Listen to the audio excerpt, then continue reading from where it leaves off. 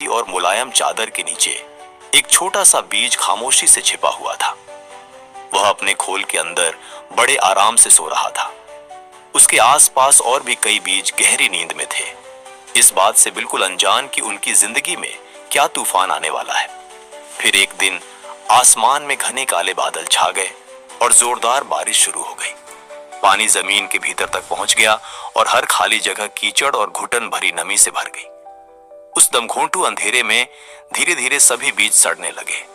एक एक करके वे चुपचाप मौत की नींद सो गए। वह नन्हा बीज भी पूरी तरह भीग चुका था और अब बेहद कमजोर पड़ रहा था। उसे महसूस हुआ कि उसका वजूद मिट रहा है, वह टूट रहा है।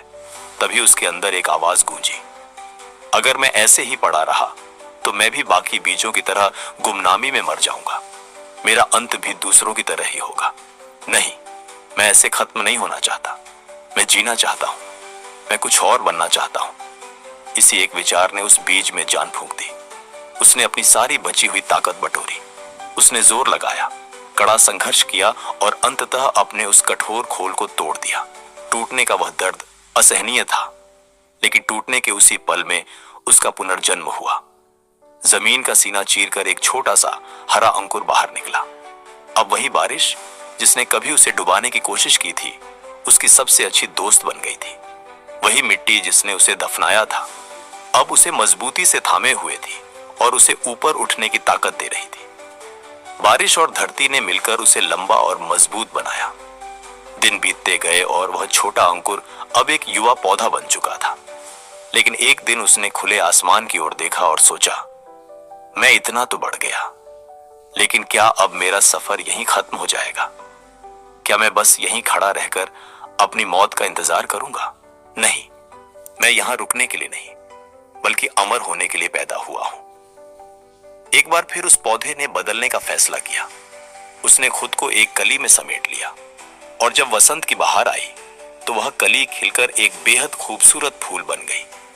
उसकी मनमोहक खुशबू दूर दूर तक फैलने लगी।